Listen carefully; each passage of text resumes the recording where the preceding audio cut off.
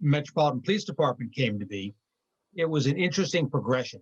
Typically, what's going on is that we get what's called an invitation to bid, ITBs is the official term, and a police department, small or large, will send out official documentation. They typically have been to BMW's website.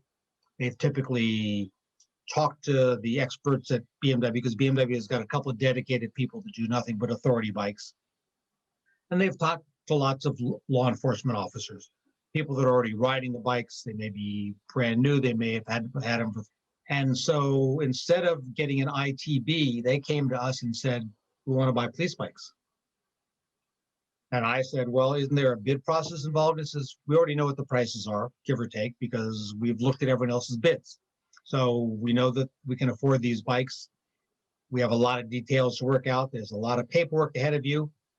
Pause for a second. When did this process start with MPD? Well, this process started like last March.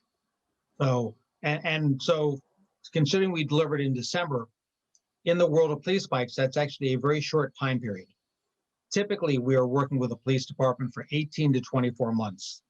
We eventually move forward. We get a demonstrator in from BMW. We do almost an all-day demo with them. Maryland State Police has been good to us because we're good to them.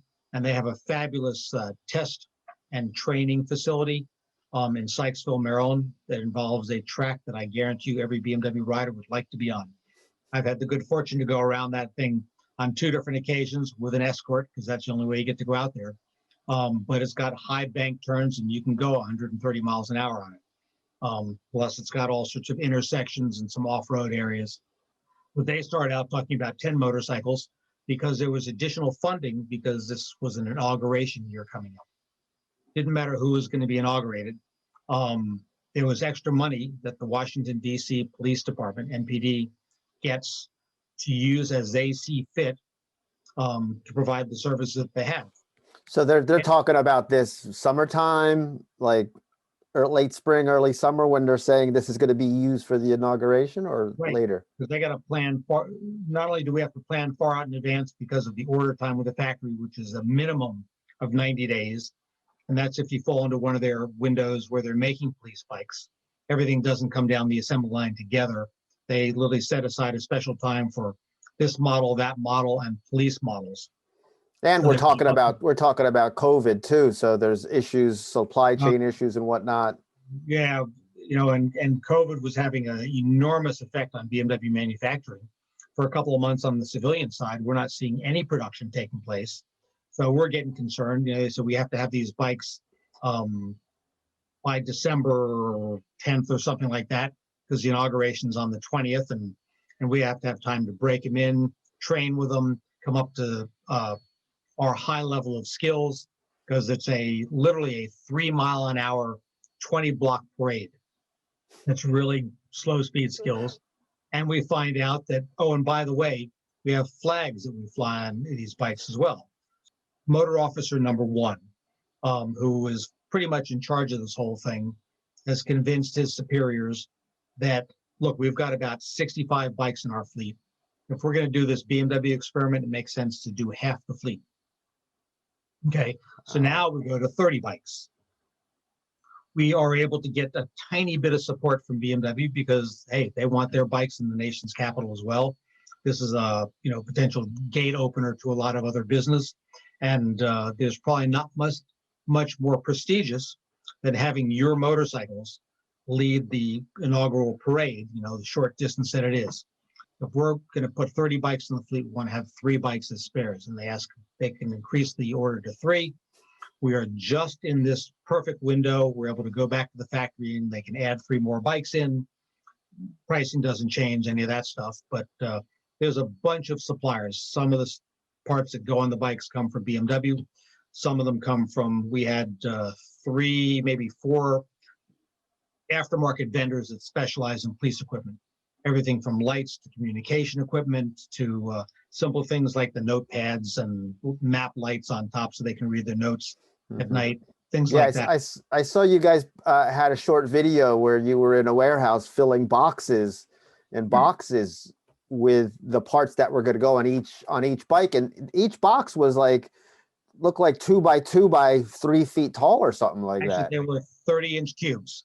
Okay. They were completely filled except for one piece that sat on top of each of the boxes. And that was, we had never built 33 bikes at one time before. We decided to ramp it up. And so instead of having to go pick stuff when that bike is coming into the service department, we're going to have 33 boxes waiting for the bikes to arrive, because we wanted to have the parts in literally 6 weeks early in case there's any hiccups there, back orders and stuff like that. So that was my my parts and operations manager, Karen Sue, and our parts to service specialist, Steve Kramer, and his wife, that spent almost a whole day down there taking all these palletized boxes, breaking them down, checking them in, and making sure that those 33 boxes had everything to build a police bike.